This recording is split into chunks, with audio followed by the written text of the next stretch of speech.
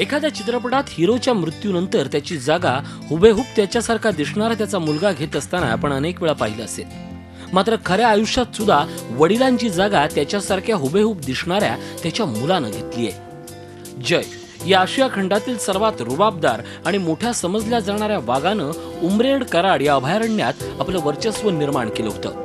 या कालावधीत जय सोबत 3 वाघिणी होत्या. हुबेहूब जय सारखा दिसणारा हा आणखीन कुठला वाघ नसून खुद्द जयचा मुलगा जयचंद आहे. जय आणि चांदी या दोघांचा तो अपत्य आहे आणि म्हणूनच त्या दोघांच्या नावाला जुळवून या रुबाबदार वाघाचं नाव जयचंद असं ठेवण्यात आलंय. वन विभागातर्फे त्याला T5 या नावानं संबोधण्यात येतं. जय गेल्यापासून ही माझी यावर्षीची 3री सफारी आहे इथली. तर मी प्रत्येक सफारीच्या वेळेस टायगर पाहतो आहे.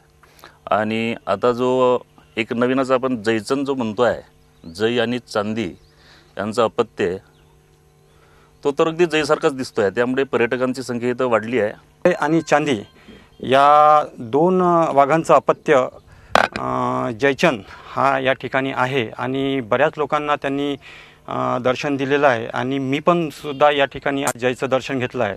अगदी धाडधिपाड आणि बाणेदार असा हा वाघ आपल्याला या ठिकाणी पाहावयास मिळतो. जय या वाघाला चांदी या वाघिणीकडून 2 शाबक असून यामध्ये जयचंद आणि भद्रा या दोघांचा समावेश आहे. आज हे दोघेही शाबक 2.5 वर्षाचे झालेले आहेत. मात्र हे दोघेही वाघ एकाच वयाचे असले तरी जयचंद हा आपल्या भरदार शरीरयष्टीमुळे पर्यटकांच्या आकर्षणाचा केंद्रबिंदू बनलाय. वन विभागामध्ये जयचंद किंवा असे नावं न देता ते T1 T2 वगैरे असे दिले जातात. त्यानुसार जो आलेला वाघ आहे तर तो आल्यामुळं पर्यटनामध्ये तसा म्हणजे उत्पन्नामध्ये महसूलमध्ये वाढ झालेली आहे आणि तो फाउंडेशनमध्ये आपल्या टायगर रिझर्वच्या जमा होऊन तो इथल्याच लोकल ग्रामीण विकासासाठी तो फंड वापरला जातो.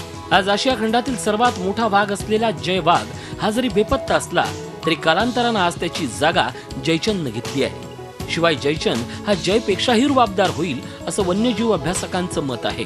त्यामुळे आपण सुद्धा जंगल अभ्यासक किंवा व्याघ्रप्रेमी असाल तर एकदा तरी या अभयारण्याला जरूर भेट द्या. Madhav Chandankar, Zee Media, Bhandara. Zee 24 तास रहा एक पाऊल पुढे.